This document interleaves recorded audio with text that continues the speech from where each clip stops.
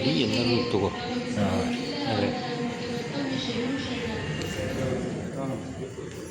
ಯೋಗ ಶಿಬಿರ ಅನ್ನೋದಕ್ಕಿಂತ ನಮ್ಮದು ಆರೋಗ್ಯ ಜಾಗೃತ ಶಿಬಿರ. ಯೋಗ ಅಂದೇನೆ ಕೂಡುವಿಕೆ. ಯಾವುದರಲ್ಲಿ ಕೂಡ್ಕೊಂಡಿದ್ದೀವಿ ಅಂತ ವಿಚಾರ ಮಾಡಬೇಕು. ಯೋಗ ಹೇಳೋದು ಬಹಳ ಜನ ಇದ್ದಾರೆ. ಯೋಗದಲ್ಲವನಿಗೆ ರೋಗವಿಲ್ಲ ಅಂತ ಎಲ್ಲೂ ಇತಿಹಾಸದಲ್ಲಿ ಹೇಳಿಲ್ಲ ಅಲ್ವಾ? ಏನು ಹೇಳಿದ್ದಾರೆ ಹಾಗಾದ್ರೆ? ಊಟವಲ್ಲವನಿಗೆ ರೋಗವಿಲ್ಲ, ಮಾತುವಲ್ಲವನಿಗೆ ಜಗಳವಿಲ್ಲ. ಆದರೆ ಏನಾಗಿದೆ ಅಂದರೆ ಯೋಗ ಮಾಡ್ಕೊಂತ ಹೊರಟ್ಬಿಟ್ಟಿದ್ದಾರಲ್ಲ ಅಲ್ವಾ? ಯೋಗ ಮಾಡಿದ್ರೆ ರೋಗ ಬರಲ್ಲ ಅಂತ ತಪ್ಪು ಸಂದೇಶ. ಊಟ ಬಲ್ಲವನಿಗೆ ರೋಗವಿಲ್ಲ ಅಂದರೆ ಚೆನ್ನಾಗಿ 3 ಹೊತ್ತು ಊಟ ಮಾಡಿದ್ರೆ ರೋಗ ಬರೋದಿಲ್ಲ. ಅಪ್ಪ ಬಸವಣ್ಣವ್ರ ವಚನ ಹೇಳ್ತಾರಲ್ಲ, ಲೋಕದ ಆಡಂಬ ನೀವೇ ಕೇಳಿದ್ದೀರಿ. ಅಪ್ಪ ಬಸವಣ್ಣವ್ರು ಹೇಳ್ಬಿಡ್ತಾರೆ, ಲೋಕದ ಯಾಕೆ ಬೇಕು ಸಾಗಲಿ. ಆದರೆ ಎರಡನೇದು ಏನಿದೆ ವಿಚಾರ ಮಾಡಬೇಕಲ್ಲ, ನಿಮ್ಮ ತನುವ ಸಂತೈಸಿಕೊಳ್ಳಿ, ನಿಮ್ಮ ಬಲವ ಸಂತೈಸಿಕೊಳ್ಳಿ. ಹಾಗೆ ಊಟ ಬಲ್ಲವನಿಗೆ ರೋಗ ಇಲ್ಲ ಅಂದರೆ 3 ಹೊತ್ತು ಚೆನ್ನಾಗಿ ಊಟ ಮಾಡಿದ್ರೆ ರೋಗ ಬರಲ್ಲ ಅಂತಾಗ, ನಮಗೆ ಒಬ್ಬ ಮನುಷ್ಯನಿಗೆ ಅಥವಾ ಆಹಾರ ತಗೊಳ್ಳುವಂಥ ಎಲ್ಲ ಜೀವಿಗಳಿಗೆ ಕಾಯಿಲೆ ಬರ್ತಾ ಇದೆ ಅಂದರೆ ಕಾರಣ ಸರ್ವ ರೋಗ ಮಲವಶ. ಅದಕ್ಕೆ ಉತ್ತರ ಕೂಡ ಲಂಘನಂ ಪರಮ ಔಷಧಗಳು. ಯಾವುದೇ ಪ್ರಾಣಿ ಪಕ್ಷಿಗಳಾಯಿತು ಮಾನವ ಆಯಿತು, ಆದರೆ ಬುದ್ಧಿಗಳು ಮಾನವ ಜೀವಿ ಅಂತ ಹೇಳ್ತೀವಿ. ಆದರೆ ಮಾನವನಿಗಿರ್ತಕ್ಕಂಥ ರೋಗಗಳು ಮತ್ತು ಡಾಕ್ಟರ್ಗಳು ಯಾವುದೇ ಪ್ರಾಣಿ ಪಕ್ಷಿಗಳಿಗಿಲ್ಲ. ಬುದ್ಧಿಜೀವಿ ಅಂತ ನಾವು ಅಂದ್ಕೊಂಡಿದ್ದೀವಿ ನಮ್ಮನ್ನು ಅಲ್ವಾ? ಆದರೆ ಪ್ರತಿಯೊಂದು ಅಂಗಕ್ಕೂ ಬೇರೆ ಬೇರೆ ಡಾಕ್ಟರ್ಗಳಿದ್ದಾರೆ. ಔಷಧನೇ ಆಹಾರ ಆಗಿದೆ ಅಲ್ವಾ ಇವತ್ತು? ಆದರೆ ಆಹಾರನೇ ಔಷಧ ಆಗಬೇಕು. ಆ ಒಂದು ವಿದ್ಯೆ ಕಲಿಸುವಂಥ ಶಿಬಿರನೇ ಆರೋಗ್ಯ ಯೋಗ ಜಾಗೃತ ಶಿಬಿರ. ಆರೋಗ್ಯವನ್ನು ಸರಿ ಮಾಡಿಕೊಳ್ಳುವಂಥ ವಿದ್ಯೆ ಕಲಿಯೋದು ಈ ಶಿಬಿರದಲ್ಲಿ. ಯೋಗ ಸಪೋರ್ಟ್ ಇರ್ತದೆ. ನಾವು ಬಳಸುವಂಥ ಆಹಾರ ಎಷ್ಟು ವಿಷಪೂರಿತವಾಗಿದೆ, ಅದಕ್ಕೆ ಪರಿಶುದ್ಧವಾದ ಆಹಾರ ಯಾವುದನ್ನು ತಗೋಬೇಕು ಅನ್ನೋದ್ರ ಬಗ್ಗೆ ಮಾಹಿತಿ ಇರ್ತದೆ. ನಾವು ಕಾಯಿಲೆಗಳು ಯಾಕೆ ಬಂದಿದೆ ಅನ್ನೋ ಮೂಲ ಸತ್ಯವನ್ನು ಕಂಡುಕೊಳ್ಳುವಂಥ ಆರೋಗ್ಯ ಜಾಗೃತ ಶಿಬಿರದಲ್ಲಿ ನಿಮಗೆ A to Z ಅಂದರೆ ಅಡಿಯಿಂದ ಮುಡಿಯವರಿಗೆ ಬರುವಂಥ ಎಲ್ಲ ಕಾಯಿಲೆಗಳಿಗೂ ಆಹಾರನೇ ಔಷಧ ಅನ್ನೋದನ್ನು ಪ್ರಾಕ್ಟಿಕಲ್ ಆಗಿ ತೋರಿಸುವಂಥ ಶಿಬಿರ ಆಗಿರ್ತದೆ. ಶುಗರ್ ಆಯಿತು, BP ಆಯಿತು, ಗ್ಯಾಸ್ಟ್ರಿಕ್ ಆಯಿತು, ಏನೇ ಒಂದು ಕಾಯಿಲೆ ಬಂದರೂ ಕೂಡ ಅದಕ್ಕೆ ಆಹಾರನೇ ಮೂಲ ಕಾರಣ. ಆಹಾರದಿಂದ ನಾವು ಕಾಯಿಲೆಗಳನ್ನು ಹೇಗೆ ವಾಸಿ ಮಾಡ್ಕೊಳ್ಬೋದು ಅನ್ನೋಂಥ ಪ್ರಾಕ್ಟಿಕಲ್ ಆಗಿ 6 ದಿನ 10 ದಿನದೊಳಗಡೆ ನಿಮಗೆ ರಿಸಲ್ಟ್ ಸಿಗ್ತದೆ, ಔಷಧ ರಹಿತವಾಗಿ. ಈಗ ಬೇರೆ ಇಂಗ್ಲೀಷ್ ಮೆಡಿಸಿನ್ ತಗೊಳ್ತಾ ಇದ್ದೀರಿ, ಅದೇನಾಗಿದೆ ಅಂದರೆ ಶಾಶ್ವತ ಪರಿಹಾರ ಅಲ್ಲ ಅಲ್ವಾ? ಪ್ರಯೋಗ. ಒಂದು ಸಣ್ಣದು ಜ್ವರ ಬಂದಿದೆ ಅಂತ ಹಾಸ್ಪಿಟ್ಲಿಗೆ ಹೋಗಿ ಏನು ಮಾಡ್ತಾರೆ? ಟ್ಯಾಬ್ಲೆಟ್ಸ್ ಕೊಡ್ತಾರೆ, ಇಂಜೆಕ್ಷನ್ ಕೊಡ್ತಾರೆ. 3 ದಿವಸ ತಗೊಳ್ರಿ, ವಾಸಿ ಆಗಿಲ್ಲ ಅಂದರೆ ಮತ್ತೆ ಬನ್ನಿ, ಅದೇ ಚೇಂಜ್ ಮಾಡ್ಕೊಂಡು ಇಡೀ ವಿಶ್ವದಲ್ಲೇ ತಿಳ್ಕೊಂಡು ಬನ್ನಿ. ಯಾವ ಹಾಸ್ಪಿಟಲಲ್ಲಿ ಯಾವುದೇ ಡಾಕ್ಟರ್ ಹೇಳೋದಿಲ್ಲ 1 6 ತಿಂಗಳು ವರ್ಷ ಟ್ಯಾಬ್ಲೆಟ್ಸ್ ತೊಗೊಂಡ್ಬಿಡ್ರಿ, ಶುಗರ್ ಜೀವನದಲ್ಲೇ ಬರೋದಿಲ್ಲ ಅಂತ ಹೇಳಿದಾರ? BP, ಶುಗರು, ಥೈರಾಯ್ಡು ಈ 3 ಇವಾಗ ಹೆಚ್ಚಾಗಿ ಕಾಡ್ತಾ ಇರುವಂಥ ಕಾಯಿಲೆಗಳು. ಅವಕ್ಕೆ ನಾವು ಹಾಸ್ಪಿಟಲ್ಗೆ ಹೋದ್ವಿ ಅಂದರೆ ಅಜೀವ ಸದಸ್ಯತ್ವ ಪಡೆದಲ್ಲಿ ದಿನಗಳನ್ನ ಎಣಿಸ್ತಾ ಇರಬೇಕಾಗುತ್ತೆ, ಸ್ಲೋ ಪಾಯ್ಸನ್ ತಗೊಂಡಿರ್ಬೇಕು. ಹಾಗಾಗಿ ಅದಕ್ಕೆ ಪೂರ್ವದಲ್ಲಿ ಹೋಗದ ರೀತಿಯಲ್ಲಿ ಕಾಯಿಲೆಗಳು ಯಾಕೆ ಬಂದಿದೆ ಅಂತ ಕಂಡುಕೊಳ್ಳೋದು, ಆಹಾರದನ್ನೇ ಔಷಧವಾಗಿ ನಾವು ತಗೊಂಡು ಕಾಯಿಲೆಯನ್ನು ವಾಸಿ ಮಾಡಿಕೊಳ್ಳುವಂಥ ವಿದ್ಯೆ ಕಲಿಯೋದು ಇದು ಆರೋಗ್ಯ ಜಾಗೃತ ಶಿಬಿರ. 10 ರಿಂದ 12 ದಿವಸ ಇರ್ತದೆ. ಮತ್ತು ಅದರಲ್ಲಿ ಚಿಕಿತ್ಸೆ ಇರ್ತದೆ, ನಡ್ಬಾರ್ದು, ಬಾಡಿ ಕ್ಲೀನಿಂಗು, ಮಸಾಜು, ಈ ರೀತಿ ಎಲ್ಲ ಇರ್ತದೆ. ನಿಸರ್ಗದತ್ತವಾಗಿ ಯಥಾ ಬ್ರಹ್ಮಾಂಡ ತಥಾ ಪಿಂಡಾಂಡ, ಯಾವ ರೀತಿ ಸೃಷ್ಟಿಯಾಗಿದೆಯೋ ಅದೇ ತತ್ವಗಳನ್ನು ಬಳಸಿ ಪಿಂಡಾಂಡ ಸೃಷ್ಟಿಯಾಗಿದೆಯಲ್ಲ, ಅದೇ ತತ್ವಗಳನ್ನು ಬಳಸಿ ನಾವು ಔಷಧ ರಹಿತವಾಗಿ ಬದುಕುವಂಥ ವಿದ್ಯೆ ಕಲಿಯೋದು. ಈ ಶಿಬಿರವನ್ನು ಎಲ್ಲ ಕಡೆ ಮಾಡ್ತಾ ಇದ್ದೀವಿ, ಇಡೀ ರಾಜ್ಯಾದ್ಯಂತ ಮಾಡ್ತಾ ಇದ್ದೀವಿ.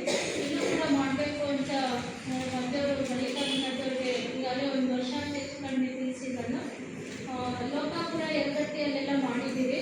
ಲಾಸ್ಟ್ ಮಂತಲ್ಲಿ ನಂಜನಗೂಡಲ್ಲಿ ಮುಗಿಸ್ಕೊಂಡು ಬಂದು ಇಲ್ಲಿ ಇವಾಗ ಮಾಡೋಣ ಅಂತೇಳಿ ಮೀಟಿಂಗ್ ಮಾಡ್ಕೊಂಡು ಹೋದರೆ ಮತ್ತೆ ಶ್ರಾವಣ ಮಾಸ ಮುಗಿದ ಮೇಲೆ ನಾವು ಇಲ್ಲಿ ಹಾಕ್ಕೋಬೋದು ಅಂತೇಳಿ ಬಂದಿದ್ದೀವಿ. ಇವತ್ತಿನ ದಿವಸ ಯಾರಿಗೂ ಆರೋಗ್ಯ ಬೇಡ ಅಂತ ಇಲ್ಲಲ್ಲೋ? ಆರೋಗ್ಯ ಯಾರಿಗೆ ಬೇಡಪ್ಪ ಇದು? ಎಲ್ಲರಿಗೂ ಬೇಕಲ್ಲ. ಇನ್ನು ಮಗು ಹುಟ್ಟಿರಲ್ಲ, ಹುಟ್ಟೋದು ಬೇಡ, ಇನ್ನು 1 ತಿಂಗಳು 2 ತಿಂಗಳು ಕನ್ಸೀವ್ ಆಗಿದ್ದಾರೆ ಅಂದರೆ ಸಾಕು ಆರೋಗ್ಯದ ಕಾಳಜಿ. ಆರೋಗ್ಯ ಹೆಂಗಿದೆ ಚೆಕಪ್ ಮಾಡಿಸ್ತಾ ಇರ್ತೀವಲ್ವ, ಹೊಟ್ಟೆಗೆ ಅದೇನು ಮಗು ಇನ್ನೂ ಪಿಂಡ ಆಗಲಿಕ್ಕೆ 3 ತಿಂಗಳು ಅವಾಗಲಿಂದಲೇ ಆರೋಗ್ಯದ ಕಾಳಜಿ ಇರ್ತದೆ. ಅಂದಮೇಲೆ ನಮಗೆ ನಿಜವಾದ ಸಂಪತ್ತು ಆರೋಗ್ಯದ ಭಾಗ್ಯ. ಆ ಸಂಪತ್ತನ್ನು ನಾವು ಬಳಸ್ಕೊಂಡ್ವಿ ಅಂದರೆ ನಾವು ಎಷ್ಟು ವರ್ಷನಾದ್ರೂ ಬದುಕಬಹುದಲ್ವ. ಬೇರೆ ಯಾವುದೇ ಸಂಪತ್ತು ನಮ್ಮಿಂದ ಬರೋದಿಲ್ಲ, ಬರೋದೊಂದೇ ಆರೋಗ್ಯದ ಸಂಪತ್ತು. ಅದು ಎಲ್ಲಿದೆ ಅಂದರೆ ನಮ್ಮ ಕೈಲಿದೆ. ಅಂಗೈಯಲ್ಲಿ ಆರೋಗ್ಯ. ಅಷ್ಟಾಂಗ ಹೇಗೋ ಹಾಗೆ ಅಷ್ಟಾವರಣಗಳು ಹೇಗೋ ಹಾಗೆ ಆರೋಗ್ಯದ ಬಗ್ಗಿನ ಅಷ್ಟ ಸೂತ್ರಗಳನ್ನು ನಾವು ಅಳವಡಿಸ್ಕೊಂಡಿದ್ದೆ ಆದರೆ ಎಷ್ಟು ಪೂರ್ತಿ ಆರೋಗ್ಯವಾಗಿ ಬದುಕಬಹುದು ಅಂತ ಆ ಒಂದು ಜಾಗ್ರತೆಯನ್ನು ಮೂಡಿಸುವಂಥ ಈ ಬ್ಯಾಟ್ರಿಯಾಗೆ ಚಾರ್ಜ್ ಇದ್ದಾಗ ಲೋ ಆಗ್ತದಲ್ಲ, ಹಂಗೆ ಆಗ್ಬಿಟ್ಟಿದ್ದೀವಿ ನಾವೆಲ್ಲ. ಗೊತ್ತಿರ್ತದೆ ಆದರೆ ಅಳವಡಿಸ್ಕೊಳ್ಳೋದು ಅದನ್ನ ನಾವು ಎಚ್ಚರಿಸುವಂಥ ಶಿಬಿರವನ್ನು ಮಾಡ್ತಾ ಇದ್ದೀವಿ. ಬ್ಯಾಟ್ರಿ ಚಾರ್ಜ್ ಮಾಡಿದಂಗೆ ಅದನ್ನು ಮಾಡೋದ್ರಲ್ಲಿ ಏನಂತೆ ಚಾರ್ಜ್ ಡೌನ್ ಆದಂಗೆ ಅಳವಡಿಸ್ಕೋಬೇಕು. ಜೀವನದಲ್ಲಿ ಅಳವಡಿಸ್ಕೊಂಡ್ರೆ ರಹಿತವಾಗಿ ಬದುಕುವಂಥ ವಿದ್ಯೆಯನ್ನು ಕಲಿತೆ ಹಾಸ್ಪಿಟ್ಲಿಗೆ ಹೋಗಬೇಕಾಗಿಲ್ಲ. ಏನೇ ಒಂದು ಕಾಯಿಲೆ ಆದರೂ ಕೂಡ ನಿಮ್ಮ ಮನೆಯಲ್ಲಿರ್ತಕ್ಕಂಥ ವಸ್ತುಗಳಲ್ಲಿ ಔಷಧವಾಗಿ ಆಹಾರವನ್ನು ತಗೊಳ್ಳುವಂಥ ವ್ಯವಸ್ಥೆಯನ್ನು ಕಲಿಸೋದು ಶಿಬಿರ. ಹಾಗಾಗಿ 10ರಿಂದ 12 ಸೇರುತ್ತೆ ಅಥವಾ 15 ದಿವಸದವರೆಗೂ ಮುಂದುವರಿಸ್ತೀವಿ ಅಂದರೆ ಮುಂದುವರಿಸ್ತೀವಿ. ಇದನ್ನೆಲ್ಲ ಹೇಳೋಕ್ಕೆ ಪ್ರಾಕ್ಟಿಕಲಾಗಿ ಮಾಡಿಸೋಕ್ಕೆ ಫೀಸ್ ಅಂತ ಏನು ಮಾಡೋದಿಲ್ಲ. ಇದರ ಜೊತೆಗೆ ಧರ್ಮ ಪ್ರಚಾರ ಇರೋದ್ರಿಂದ ನಾವು ಹೇಳೋದಕ್ಕೆ ಫೀಸ್ ಅಂತ ಮಾಡೋದಿಲ್ಲ. ಅಲ್ಲಿ 5:30ಯಿಂದ 7 ಗಂಟೆವರೆಗೂ ಶಿಬಿರ ಇರ್ತದೆ. ಯೋಗ ವಿತ್ ಥಿಯರಿ ಇರ್ತದೆ. 10 ದಿನ 12 ದಿನ ದಿನ ಒಂದೊಂದು ಸಬ್ಜೆಕ್ಟ್ ಇರ್ತದೆ. ಇವತ್ತಿದ್ದು ನಾಳೆ ಇರಲ್ಲ, ನಾಳೆ ಇದ್ದಿದ್ದು ನಾಡಿದ್ದಿರಲ್ಲ. ಆಹಾರದ ಬಗ್ಗೆ ಆಯಿತು, ಯೋಗ ಆಯಿತು, ಆಹಾರದ ಬಗ್ಗೆನೂ ಇರ್ತದೆ. ದಿನ ಒಂದೊಂದು. ನಾವು ಎದ್ದ ತಕ್ಷಣ ಏನು ಉಪಯೋಗಿಸ್ತೀವಲ್ಲ, ಏನದು ಟೂತ್ ಪೇಸ್ಟ್. ನಿಮ್ಮ ಟೂತ್ ಪೇಸ್ಟಲ್ಲಿ ಏನಿದೆ ಅಂತ ಕೇಳ್ತಾರೆ. ಉಪ್ಪು ಇದೆಯಾ? ನಿಮ್ಮ ಟೂತ್ ಪೇಸ್ಟಲ್ಲಿ ನೀರಿದೆ. ಅವರೇ ಹೇಳ್ಬೇಕಾ? ನಮ್ಮ ಮನೆಯಲ್ಲಿದೆ ಡಬ್ಬಿಗಳಲ್ಲಿ. ಆದರೆ ಅದನ್ನು ಬಳಸೋ ವಿಧಾನ ಗೊತ್ತಿರಲ್ಲ ಅಲ್ವಾ. ಹಾಗಾಗಿ ಅಲ್ಲಿಂದ ಹಿಡಿದು ನಾವು ಮಲಗೋದವರೆಗೂ ನಮ್ಮ ಜೀವನದ ತಪ್ಪು ಕ್ರಮಗಳನ್ನು ಸರಿ ಮಾಡಿಕೊಳ್ಳುವಂಥ ವ್ಯವಸ್ಥೆ ಈ ಶಿಬಿರದಲ್ಲಿ. ವಿದ್ಯೆ ಕಲಿಯೋದಷ್ಟೇ, ಇಲ್ಲಿ ಯಾವುದೇ ಔಷಧ ಇಲ್ಲ. ನಿಸರ್ಗದತ್ತವಾದ ಆಹಾರ ತಗೊಳ್ಳೋದು, ವಿದ್ಯೆಯನ್ನು ಸರಿಯಾದ ಕ್ರಮದಲ್ಲಿ ಹೋಗುವಂಥ ವಿದ್ಯೆ ಕಲಿಯೋದು.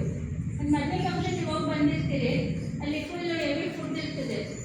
ಎಲ್ಲ ಮೈದಾ, ಸಕ್ಕರೆ, ಗೋಧಿ ಬಳಕೆ ಮಾಡಿರ್ತಾರೆ. ಅದನ್ನು ಹೆಂಗೆ ಬ್ಯಾಲೆನ್ಸ್ ಮಾಡಬೇಕು ಅನ್ನೋ ವಿದ್ಯೆ ಕಲಿಯೋದು ಈ ಶಿಬಿರದಲ್ಲಿ.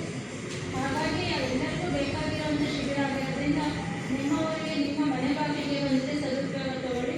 ನೀವು ಯಾವಾಗ ಹೇಳ್ತೀರ ಅವಾಗ ನಮ್ಮ ಆಶ್ರಮದಲ್ಲಿ ಕೂಡ ಪ್ರತಿ ತಿಂಗಳು 3 ದಿವಸ ವಸತಿ ಶಿಬಿರ ಇರ್ತದೆ.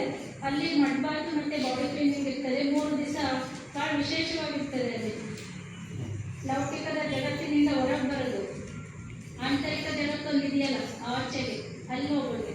ಆ 3 ದಿನದಲ್ಲಿ ಸಮಯ ಎಷ್ಟು, ಯಾವ ದಿನ ಯಾವ ಡೇಟು ಏನೂ ಗೊತ್ತಾಗಲ್ಲ. ಅಲ್ಲಿ 3 ದಿವಸ ಇದ್ದರೆ ಭಾಳ ವಿಶೇಷವಾಗಿರ್ತದೆ. ನಾವು ಮೈಸೂರಿಂದ 15ರಿಂದ 18, 20 ಜನ ಬಂದಿದ್ರು ಲಾಸ್ಟ್ ಮಂತಲ್ಲಿ. ಈ ತಿಂಗಳಲ್ಲೂ ಇದೆ 29, 30, 31. ಪ್ರತಿ ತಿಂಗಳು ಆ ರೀತಿ ಇದ್ದೇ ಇರ್ತದೆ. ಇಲ್ಲೇ ವ್ಯವಸ್ಥೆ ಇತ್ತು ಅಂದರೆ ಮಾಡಿಕೊಡುವಂಥ ವ್ಯವಸ್ಥೆ ಇರ್ತದೆ. ಮಡ್ಬಾತು, ಬಾಡಿ ಕ್ಲೀನಿಂಗು, ಮಸಾಜು ಮಹಿಳೆಯರಿಗೂ ಇರುತ್ತೆ, ಪುರುಷರಿಗೂ ಇರ್ತದೆ. ಅದ್ರ ಮಧ್ಯೆ 5 ದಿನ ಕ್ಲಾಸ್ ಇರ್ತದೆ ಶಿಬಿರ. 5:30ಯಿಂದ 7 ಗಂಟೆವರೆಗೂ. 7 ಗಂಟೆಯಿಂದ 8 ಗಂಟೆವರೆಗೂ ಚೆಕಪ್ ಇರ್ತದೆ. BP, ಶುಗರ್ ಅಥವಾ ವೆಯ್ಟಿಗೆ ಎಷ್ಟು ವೆಯ್ಟ್ ಇರಬೇಕು, ಯಾವ ಕಾಯಿಲೆಗಳಿಗೆ ಏನು ಆಹಾರಗಳನ್ನು ತಗೋಬೇಕು, ಪ್ರಾಕ್ಟಿಕಲಾಗಿ ಗೊತ್ತಾಗುತ್ತೆ. ಶುಗರ್ ಇದ್ದವರು ಕೂಡ, ಇನ್ಸುಲಿನ್ ಇದ್ದವರು ಕೂಡ ಆಹಾರ ಬದಲಾವಣೆಯಿಂದ, ಔಷಧ ರಹಿತವಾಗಿ ನಿಮ್ಮ ಮನೆಯಲ್ಲಿರ್ತಕ್ಕಂಥ ಆಹಾರದಿಂದ ಯಾವ ರೀತಿ ಕಡಿಮೆ ಮಾಡ್ಕೋಬೇಕು ಅನ್ನೋದ್ರ ಬಗ್ಗೆ ಅರಿವನ್ನು ಮೂಡಿಸುವಂಥದ್ದು ಆರೋಗ್ಯ ಜಾಗೃತ ಶಿಬಿರ. ಹಾಗಾಗಿ ಉಪಯೋಗ ತಗೊಳ್ಳಿ. ಯಾವಾಗ ಹೇಳ್ತೀರ ಅವಾಗ ನಾವು ನಿಮ್ಮೂರಿಗೆ, ನಿಮ್ಮ ಮನೆ ಬಾಗಿಲಿಗೆ ಬಂದು ಅರಿವನ್ನು ಮೂಡಿಸುವಂಥ ಕಾರ್ಯಕ್ರಮವನ್ನು ಮಾಡ್ತಾ ಇದ್ದೀವಿ. ಜೊತೆಗೆ ಬಸವ ಧರ್ಮದ ಪ್ರಚಾರವನ್ನು ಮಾಡ್ತಾ ಇದ್ದೀವಿ. ಆಶ್ರಮದಲ್ಲೂ ಕೂಡ ಬಂದು ಉಳ್ಕೊಂಡು ಚಿಕಿತ್ಸೆ ಪಡ್ಕೊಳ್ತಾ ಇದ್ದಾರೆ. ಅಲ್ಲಿ ಎಷ್ಟು ಜನ ಬಂದರೂ ಉಳ್ಕೊಳ್ಳುವಂಥ ವ್ಯವಸ್ಥೆ ಆಗಿದೆ. 70 ಗಿರಿಗಿಂತ 70 ಗಿರಿ ಮೇಲು ಅಂತ ಹೇಳ್ತಾರಲ್ವ. ಕರ್ನಾಟಕದ ಸಹ್ಯಾದ್ರಿ ಸಸ್ಯಕಾಶಿ ಅಂತಲೇ ಹೇಳ್ತಾರೆ. 70 ಗಿರಿ ಇಲ್ಲ. ಅಲ್ಲಿರ್ತಕ್ಕಂಥ ಗಿಡಮೂಲಿಕೆಗಳನ್ನು ಬಳಸಿ ಕೆಲವೊಂದು ಪ್ರಾಡಕ್ಟ್ಗಳನ್ನು ಮಾಡಿರ್ತೀವಿ. ಅದು ಅರಪುಡಿ ಆಗಿರ್ಬೋದು, ಹೋದರ ಚೂರ್ಣ ಆಗಿರ್ಬೋದು, ಈ ಥರದ್ದು. ಅದನ್ನು ನಿಮಗೆ ಕೊನೆಯಲ್ಲಿ ನೀವೇ ಮಾಡ್ಕೊಳ್ಳೋವಂಥ ವಿಧಾನ ಕೂಡ ಹೇಳ್ಕೊಡ್ತೀವಿ. ನಮ್ಮಲ್ಲೇ ತೊಗೊಳ್ತಾ ಇರಬೇಕು ಅಂತಿಲ್ಲ. ಒಂದು ಅರಪುಡಿಗೆ ಒಂದು 30ರಿಂದ 40 ಥರದ ಗಿಡಮೂಲಿಕೆಗಳನ್ನು ಹಾಕಿ ಮಾಡಿರ್ತೀವಿ. ಎಂತ ಅಲ್ಲೂ ನೋವಿದ್ರು ಕೂಡ ಅಲ್ಲಿ ನೋವು ಕಡಿಮೆ ಆಗ್ತದೆ. ಅಲ್ಲಾಡ್ತಾ ಇದ್ರೂ ಕೂಡ ಗಟ್ಟಿ ಆಗ್ತದೆ. ಕಡೆ ಇದ್ರೂ ಕೂಡ ಹೋಗ್ತದೆ. ಹಾಗಾಗಿ ಆ ಪೇಸ್ಟ್ ಈ ಪೇಸ್ಟ್ ಬಳಸಿ, ಆ ಪೇಸ್ಟ್ ಎಲ್ಲಿಂದ ಬಂತು ಅಂತ ಗೊತ್ತಾದ್ರೇ ನೀವು ಬಳಸಬೇಕಾ ಬೇಡ ಅಂತ ವಿಚಾರ ಮಾಡಬೇಕಾಗ್ತದೆ. ಹಾಗಾಗಿ ನಾವು ಬಳಸೋ ಅಂಥದ್ದು ಎಲ್ಲಿಂದ ಬರುತ್ತೆ ಮೂಲ ಅಂತ ಕಂಡುಹಿಡ್ಕೊಳ್ಳುವಂಥದ್ದು.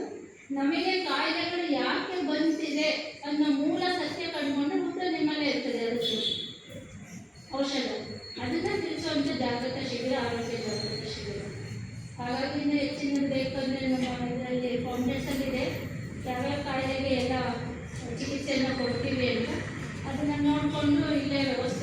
ಮಾಡಿಕೊಂಡು ಶಿಬಿರವನ್ನು ಮಾಡೋಕ್ಕೆ ಅವಕಾಶ ಮಾಡಿಕೊಟ್ರೆ ತುಂಬ ಒಳ್ಳೆಯದು. ಹಾಗಾಗಿ ಆರೋಗ್ಯ ಎಲ್ರಿಗೂ ಬೇಕು. ನೀವು ಇಲ್ಲಿರೋರು ಎಲ್ಲ ಆರ್ಗನೈಸ್ ಮಾಡಿ ಪ್ರಚಾರ ಮಾಡಿ ಅದು ಕಾಂಪ್ಲೆಕ್ಸು ಈ ಥರ ಬ್ಯಾನರ್ಗಳೆಲ್ಲ ಮಾಡಿದರೆ ನಿಮ್ಮ ಊರಿಗೆ ನಿಮ್ಮ ಜನತೆಗೆ ಕೊಡುವ ಒಂದು ಸಹಕಾರ ಅದು. ನಿಮ್ಮ ಬಾಗಲಕೋಟೆ ಜನಗಳನ್ನು ಸುಧಾರಣೆ ಮಾಡಿದ ಪುಣ್ಯ ನಿಮಗೆ ಸಿಗ್ತದೆ, ನಮಗಲ್ಲ ಅಲ್ವಾ? ನಾವು ಬರ್ತೀವಿ ಇಷ್ಟ ಅಂತಷ್ಟೇ ನಾವು ಬರ್ತೀವಿ. ನೀವು ಇಷ್ಟು ಜನ ಒಬ್ಬ 4 ಜನ ಸೇರಿಸಿ ಅವ್ರಿಗೆ ಅರಿವನ್ನು ಮೂಡಿಸಿ ಕರ್ಕೊಂಡ್ಬಂದರೆ ಅವ್ರು ನಿಮ್ಮನ್ನು ನೆನಪು ಮಾಡ್ತಾರೆ. ಏನೋ ಒಂದು ಶಿಬಿರ ಮಾಡ್ತಾರೆ ಅಂತ ಕರ್ಕೊಂಡು ಹೋದಪ್ಪ ಭಾಳ ಚೆನ್ನಾಗಿ ಉಪಯೋಗ ಆಗ್ತದೆ. ಎಲ್ಲ ಯೋಗ ಶಿಬಿರ ಅಷ್ಟೇ ಅಲ್ಲ, ಇದರಲ್ಲಿ ಆರೋಗ್ಯ ಜಾಗೃತ ಶಿಬಿರ ಅದರಲ್ಲೇ ಇರುತ್ತೆ. ಆರೋಗ್ಯವನ್ನು ಹೇಗೆ ಸುಧಾರಣೆ ಮಾಡ್ಕೋಬೇಕು ಅನ್ನೋ ವಿದ್ಯೆ ಕಲಿಯುವಂಥದ್ದು. ಹಾಗಾಗಿ ಎಲ್ಲರೂ ಉಪಯೋಗ. ಎಲ್ಲರಿಗೂ ಮತ್ತೊಮ್ಮೆ ಶರಣ. ಶರಣ.